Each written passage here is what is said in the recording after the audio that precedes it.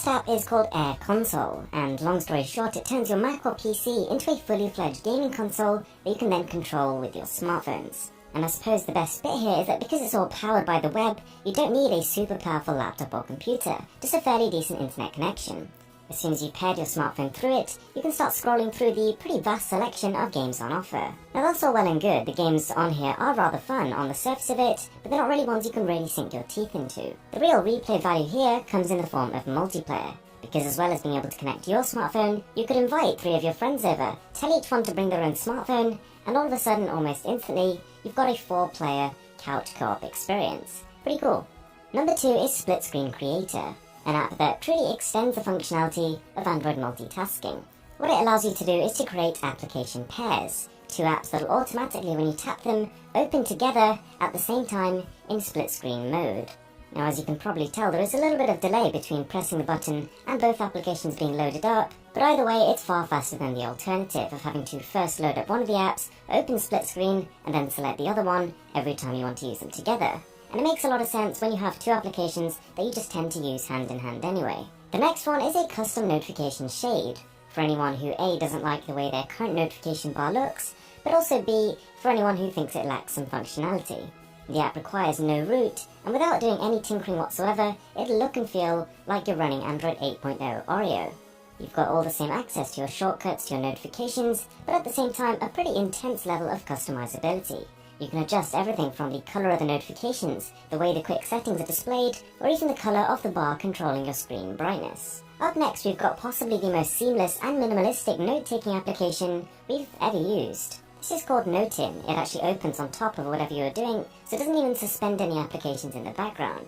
You then type out something you really want to remember, and instantly it'll appear in your notification bar.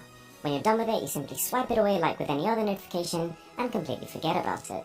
By the same company that brought us Duolingo, one of the best language learning applications, we've now got Tiny Cards. And this uses a scientifically proven algorithm to help you remember things. And there is so much information crammed into this one app. Everything from the names of various different animals to Spanish architecture throughout the ages. It'll basically take you from a general knowledge rookie to an absolute genius. As an example, within about 5 minutes of having used the application, I've committed to memory about 7 different types of geographical maps, their exact definition, what they're used for, and what they represent. Very quickly before we carry on, you might know that we are really trying to hit 1 million subscribers before the end of 2017. So if you could support me by subscribing, I would appreciate it so much. The next application is something called Floating Tube. And whilst that probably gives you a pretty good idea of what it does, the name alone doesn't really do the application justice. This is more or less a fully featured YouTube app where you can like, comment, subscribe to channels and visit the channels directly, but also it allows you to create a floating window. A lot of the time when you're watching a YouTube video, you want to be doing something else at the same time.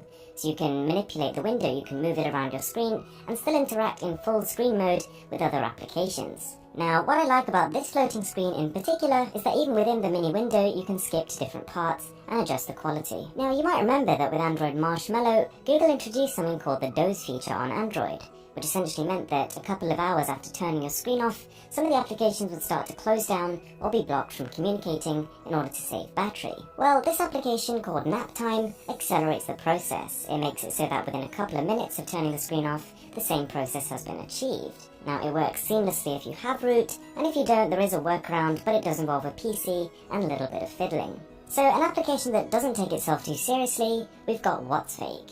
This allows you to fake entire WhatsApp conversations, hopefully just to be used to really joke around with your friends. What it lets you do is create fake profiles with fake names. And whilst the app is kinda heavy on the adverts until you pay for the full version, its feature set is really rather good.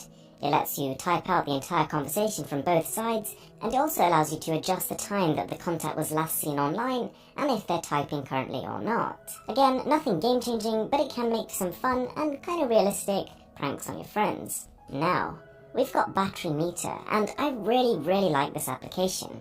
Once you've installed it and enabled it, it creates a tiny little pop-up which probably reminds you on what we've seen on the Essential phone. Except instead of being a camera, this thing shows your battery percentage, which is potentially quite a useful thing. It displays on top of applications, so say for example you're playing an intensive game, but you want to stop when you've hit 20% battery, you can do that. So there we have it, guys. I really hope you enjoyed the video, and as I said earlier, it would mean so much